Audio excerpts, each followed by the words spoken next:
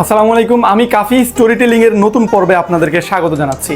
একবার এক লোক বাদশাহ হারুনুর রশিদের কাছে একটি চাতক পাখি বিক্রি করতে আসলো। বাদশাহ তাকে পাখিটির দাম জিজ্ঞেস করলে তিনি অতিরিক্ত মূল্য চাইলেন, বাজার মূল্যের চেয়ে অনেক বেশি চড়া মূল্য চাইলেন।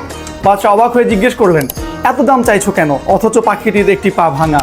তখন লোকটি বলল, এই পাখি সাধারণ কোনো পাখি নয়, এটি বিশেষ এক ধরনের পাখি। আমি প্রতিবার যখন শিকারে যাই এই পাখিকে সাথে করে নিয়ে যাই এবং যেখানে ফাঁদ পাতি সেখানেই এই পাখিটিকে বেঁধে রাখি। পাখিটি একটি অত্যাশ্চর্য আওয়াজ করে বাকি পাখিদের আকর্ষিত করে এবং এতে করে ঝাঁকে ঝাঁকে পাখিরা সেই ফাঁদের কাছে আসে এবং ধরা পড়ে, আর তখন আমি একসাথে সবগুলো পাখিকে শিকার করে ফেলি। বলা যায় এই পাখিটি আমার শিকারের প্রধান ফাঁদ। বাদশাহ তার সকল কথা শুনে তার চাহিদা অনুযায়ী চড়া দামে সে পাখিটি কিনে নিলেন এবং কিনে নেওয়া মাত্রই সে পাখিটিকে জবাই করে ফেললেন। এতে করে সে অবাক হয়ে গেল। সেই পাখি বিক্রেতা তাকে জিজ্ঞেস করলো যে, জাহাপনা, আপনি অতিরিক্ত দামে এই পাখিটি কিনে, এত মূল্য দিয়ে এই পাখিটি কিনে কেন জবাই করে ফেললেন? তখন বাদশাহ হারুনুর রশিদ যে উত্তরটি দিয়েছিলেন তা আজও ইতিহাসে অমর হয়ে আছে।